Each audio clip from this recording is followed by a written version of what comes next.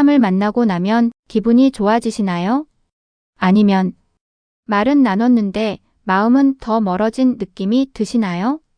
예전에는 누굴 만나면 웃고 떠들며 스트레스가 풀렸는데 요즘은 약속이 생기면 또 무슨 얘기를 해야 하지? 괜히 불편해지면 어떡하지?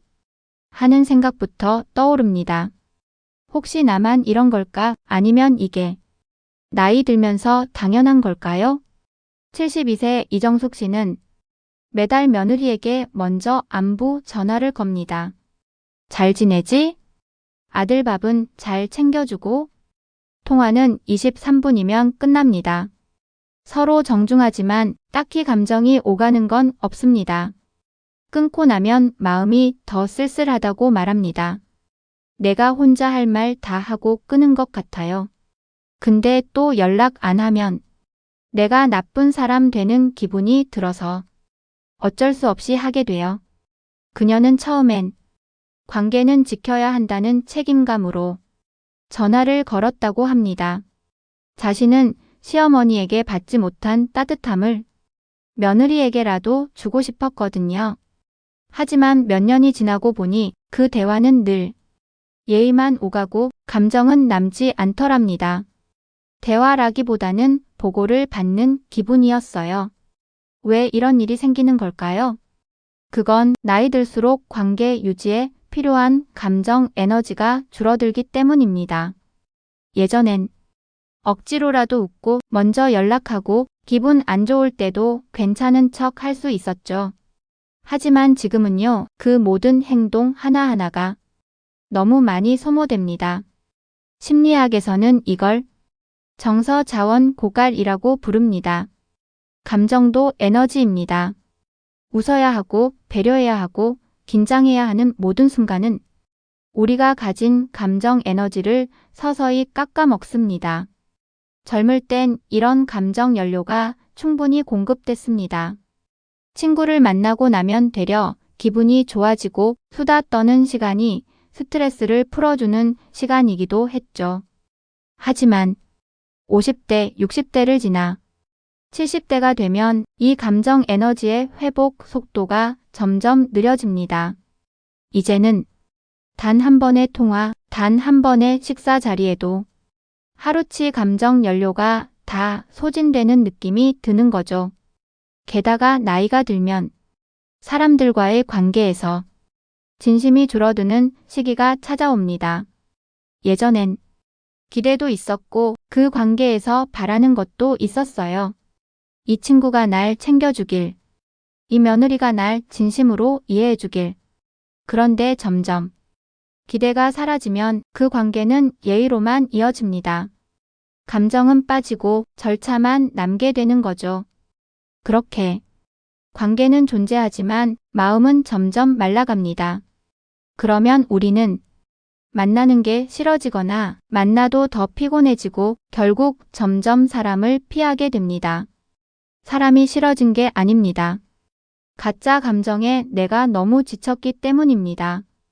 사람을 만날 때 더 이상 마음이 움직이지 않는다면 그건 내 마음이 잘못된 게 아니라 내 감정이 피로하다는 신호입니다. 이럴 땐 감정을 탓할 게 아니라 정리를 해야 할 시점입니다. 그럼 어떻게 해야 이 관계 피로에서 벗어날 수 있을까요? 지금부터 당신의 감정을 지켜줄 수 있는 3가지 정리 기준을 제안드립니다. 이 기준만으로도 사람에 대한 피로가 절반은 줄어듭니다. 첫째, 만나고 나서 기분이 좋은 사람만 남기세요.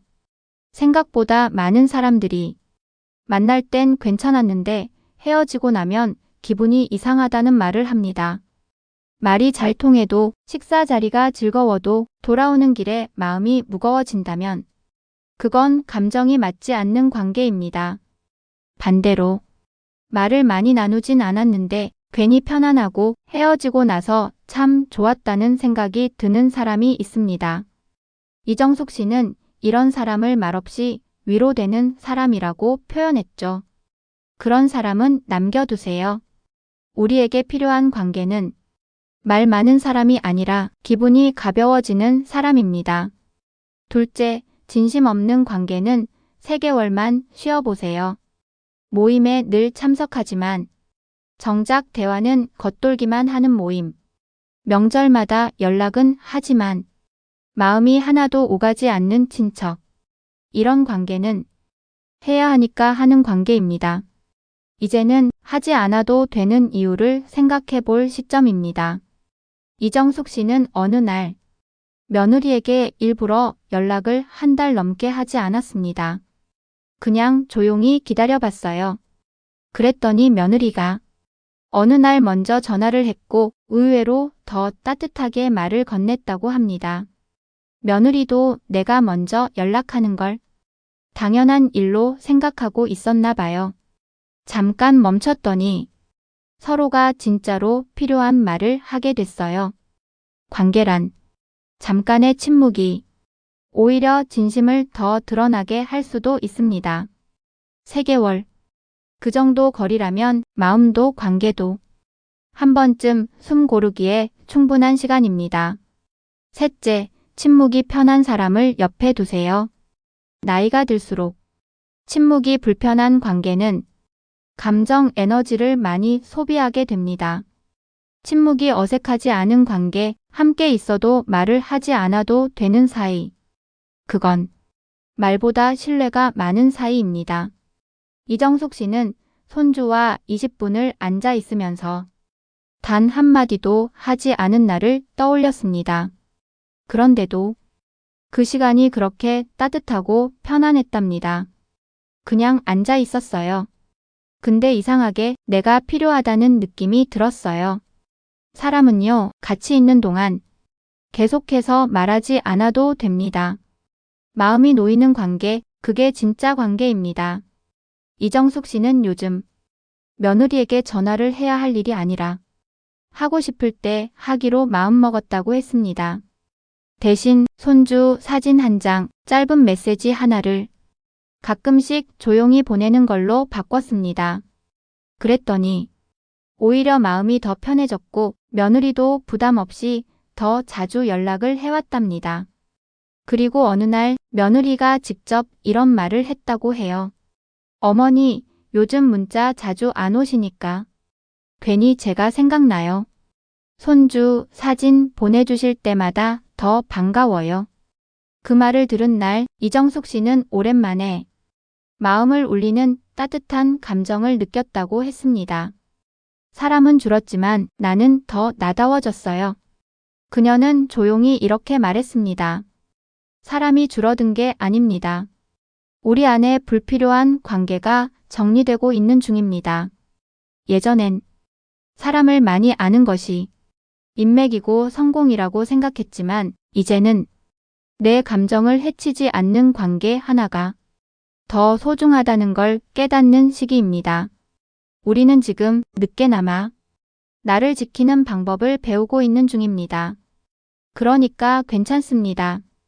사람이 줄어들어도 괜찮습니다. 외로운 게 아니라 비로소 내 마음을 들여다볼 시간이 생긴 거니까요. 지금 불편했던 관계 대신 당신 자신이 남아있는 것, 그건 아주 귀한 일입니다. 이 영상이 당신 마음에 작은 위로라도 되었길 바랍니다. 앞으로도 이런 이야기 함께 나누고 싶다면 구독과 좋아요, 그 작은 클릭 하나로 저는 다음 이야기를 계속할 수 있습니다. 오늘도 그래도 괜찮아요.